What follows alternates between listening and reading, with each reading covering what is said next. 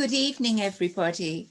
It's so wonderful to see you, and a hopeful and peaceful new year to you all. We are in the season of Epiphany, as you'll see from the final sequence before we began tonight.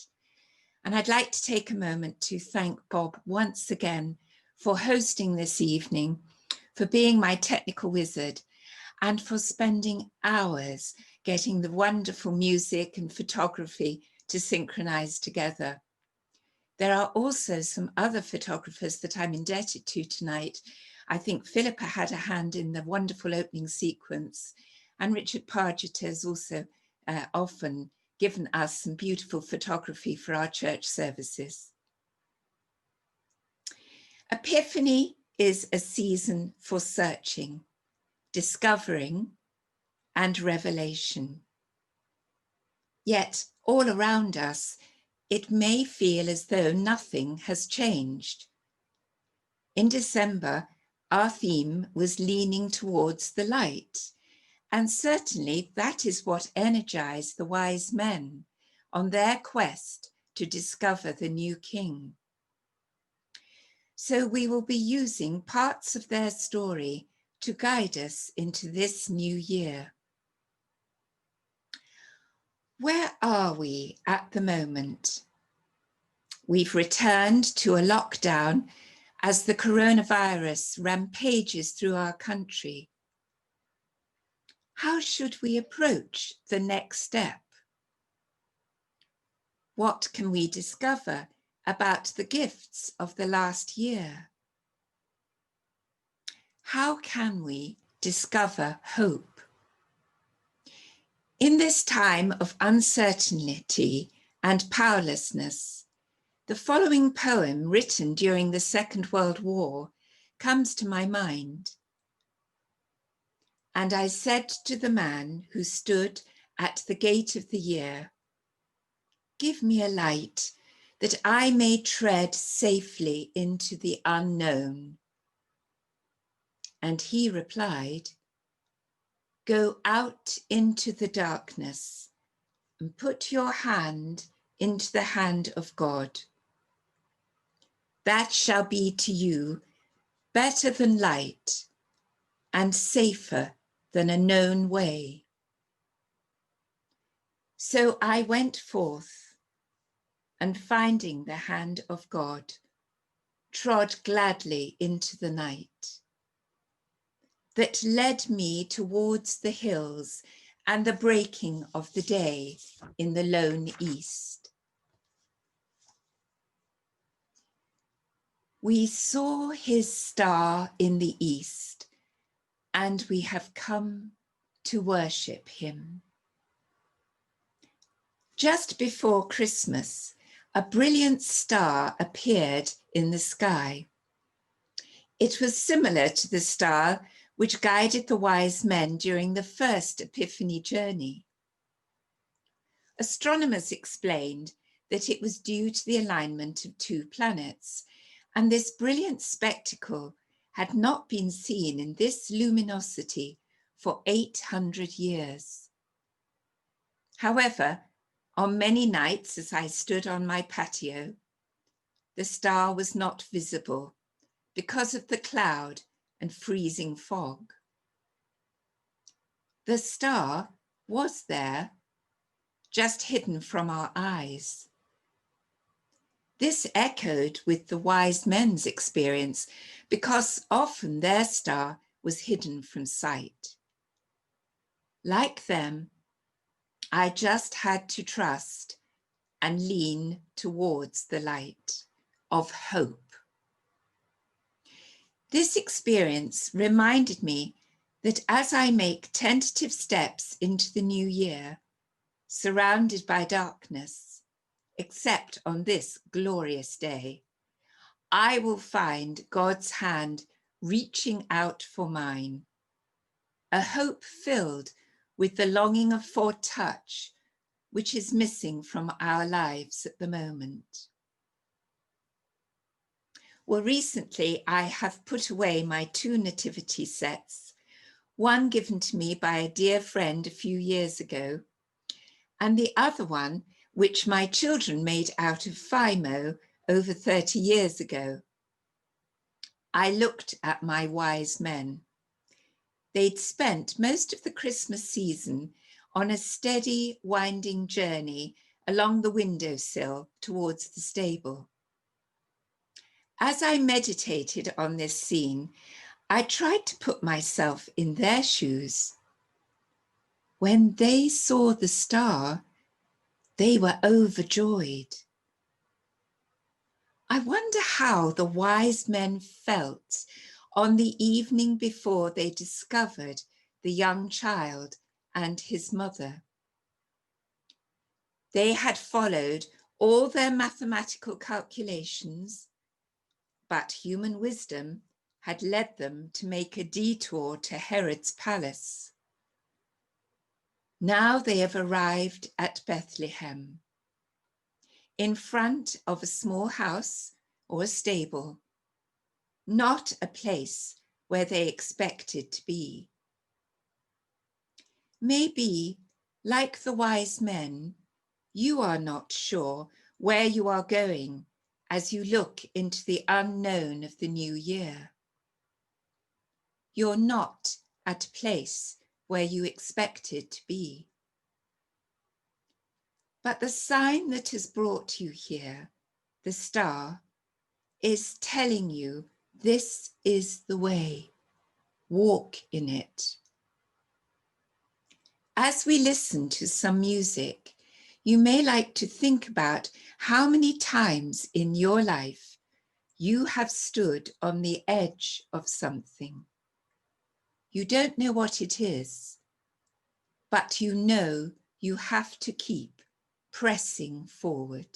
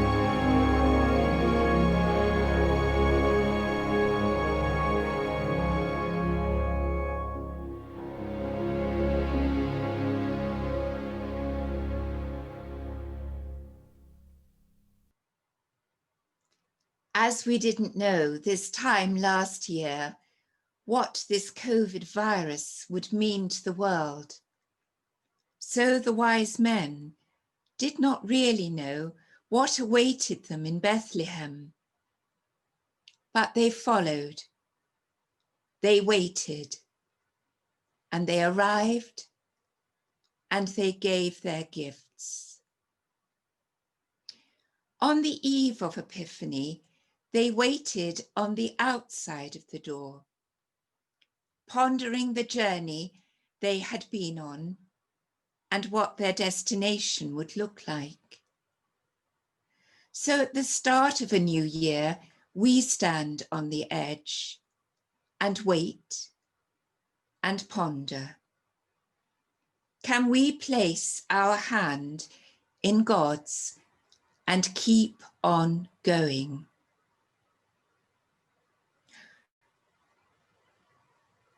On coming into the house, they saw the child with his mother Mary, and they bowed down and worshipped him.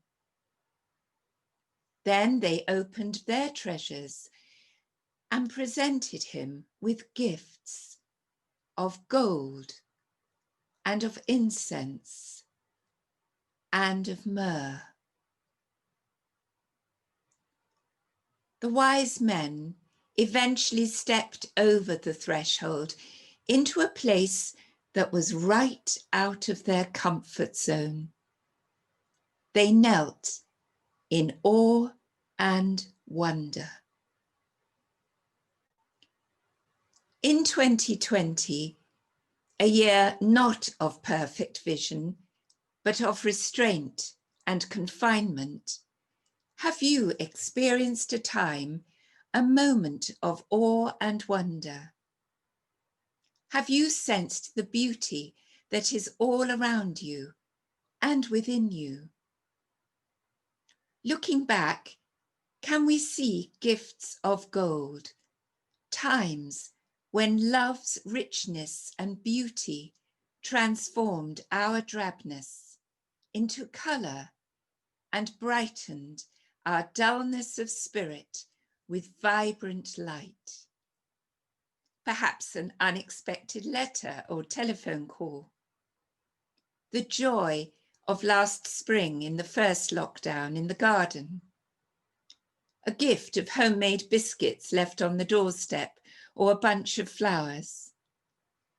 The offer of practical help.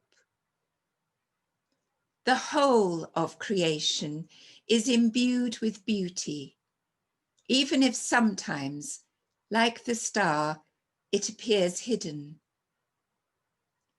As we tread into the new year, maybe we can spend more time looking for beauty, giving our full attention to it in our ordinary lives. In one of her poems, Mary Oliver gives some clear instructions on how to live our daily lives. Pay attention. Be astonished. Tell about it.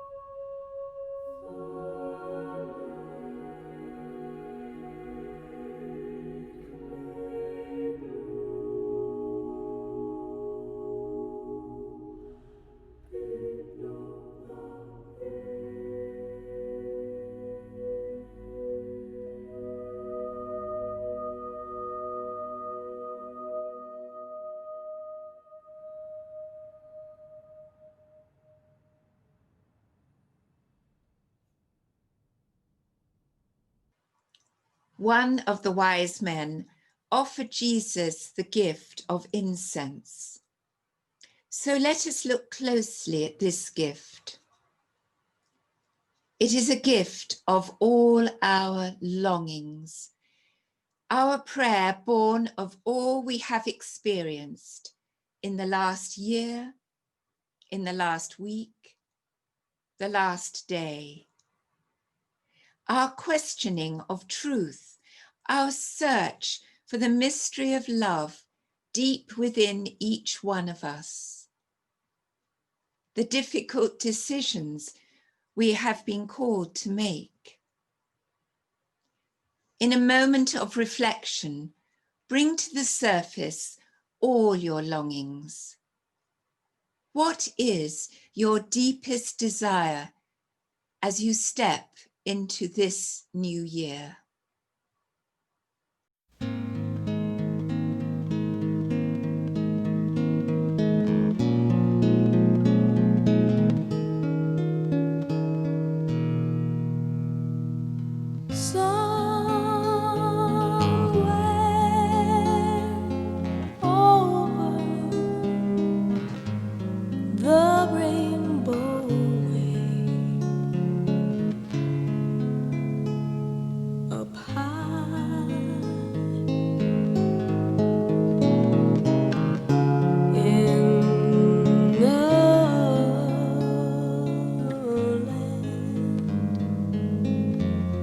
That I heard of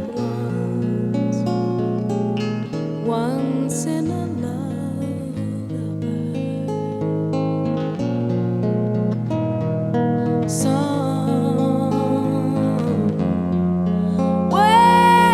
over the rainbow skies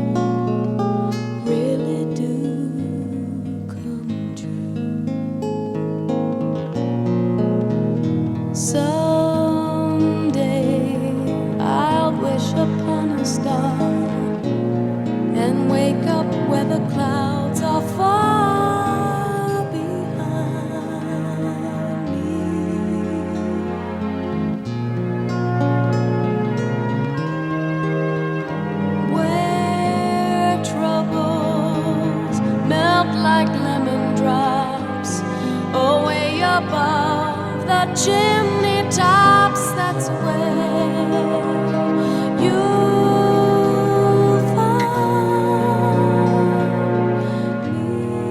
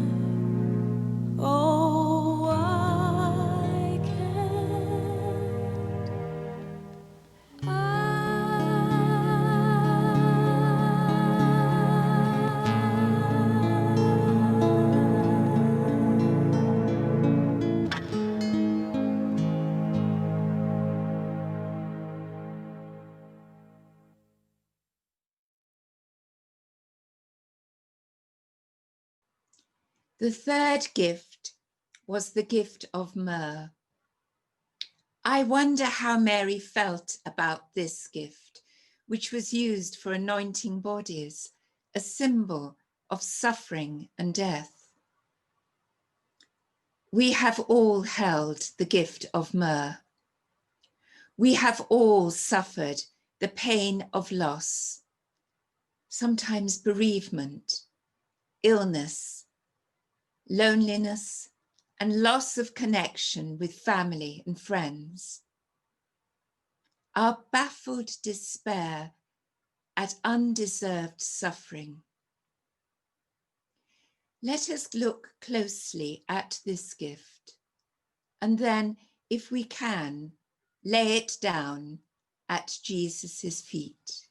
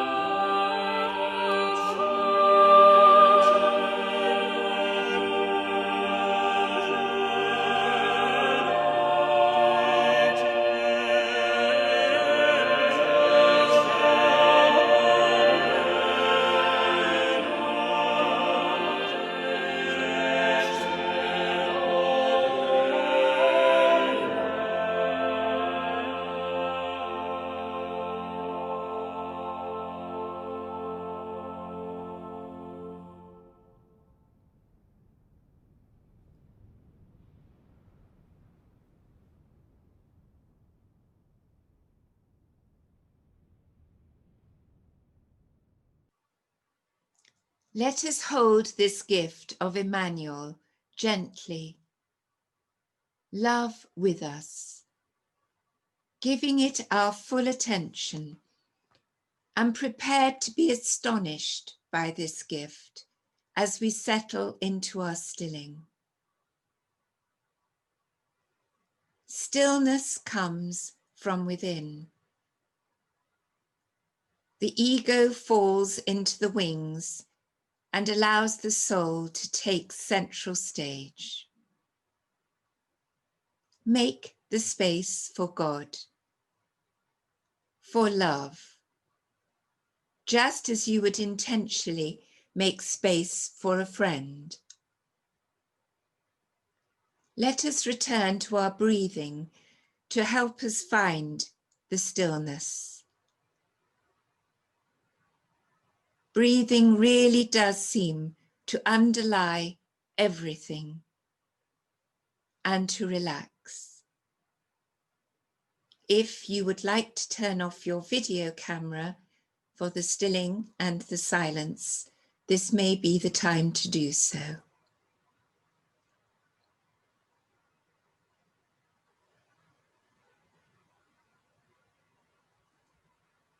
Start to deepen your breath and bring your awareness and attention to your breath.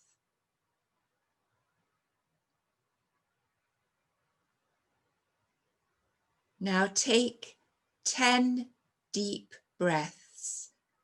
If you can, breathing in through your nose and out through your mouth.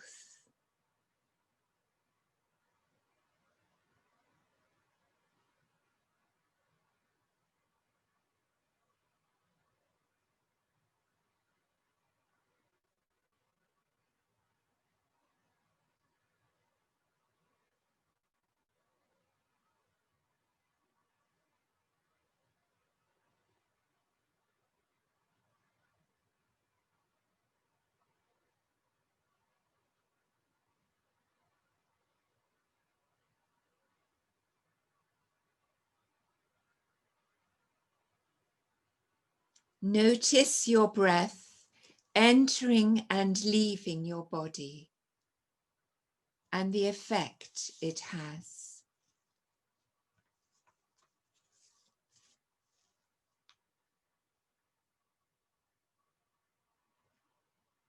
If you want to, you may like to contemplate the way God breathed life into the dust, as recounted in the story in Genesis. And in the process, created a living being.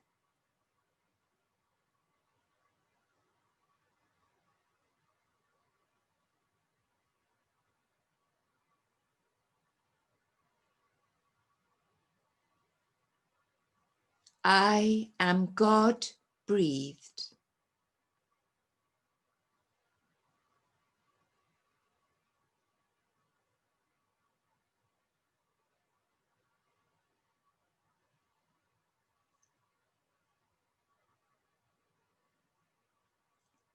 If you can, imagine that you are being breathed through, that you are not the one doing the breathing, but that each breath is a gift. God is breathing through you.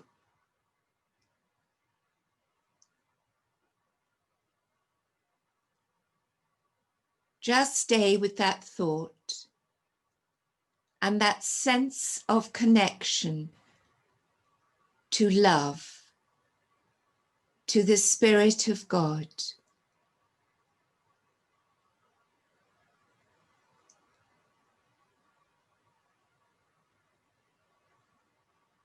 Emmanuel,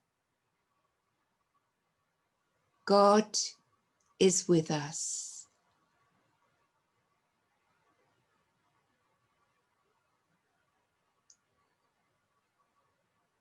As we go into our silence for 20 minutes,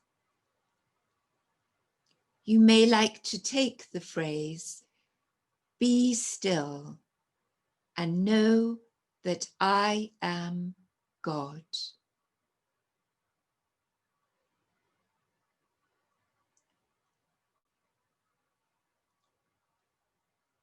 Thomas Merton wrote this beautiful prayer that I think is so appropriate for today. My Lord God, I have no idea where I am going.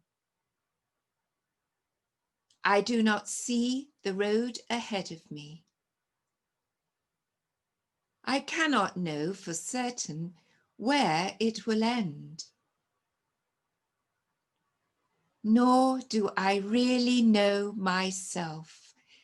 And the fact that I think that I am following your will does not mean that I am actually doing so. But I believe that the desire to please you does in fact please you. And I hope I have that desire in all that I am doing. I hope that I will never do anything apart from that desire. And I know that if I do this, you will lead me by the right road, though I may know nothing about it. Therefore will I trust you always, though I may seem to be lost and in the shadow of death. I will not fear, for you are ever with me, and you will never leave me to face my perils alone.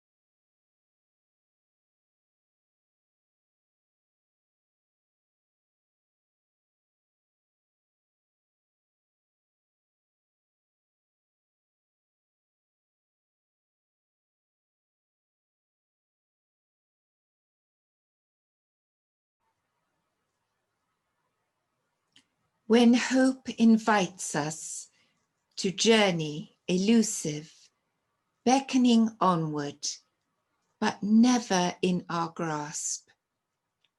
God of wisdom and promise, give us courage to travel on. When dreams glitter in the distance, fading, cloudy and hidden, or shining with new brightness, God of wisdom and promise, give us courage to travel on. When established patterns collapse into the certainty of the unknown, and security dissolves into a memory, God of wisdom and promise, give us courage to travel on. When we think our journey has ended in the starlit glow, only to find that the end is a new beginning, God of wisdom and promise, give us courage to travel on.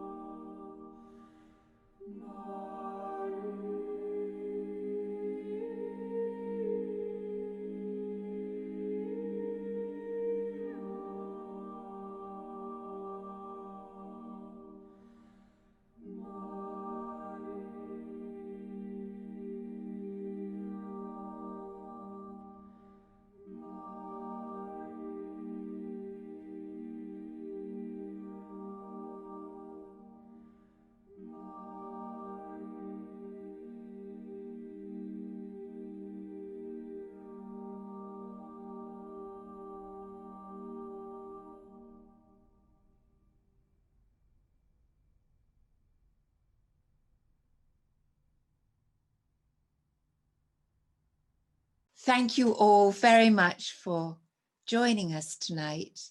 And I hope there will have been something from this evening that you can take away and enjoy inwardly in the days to come.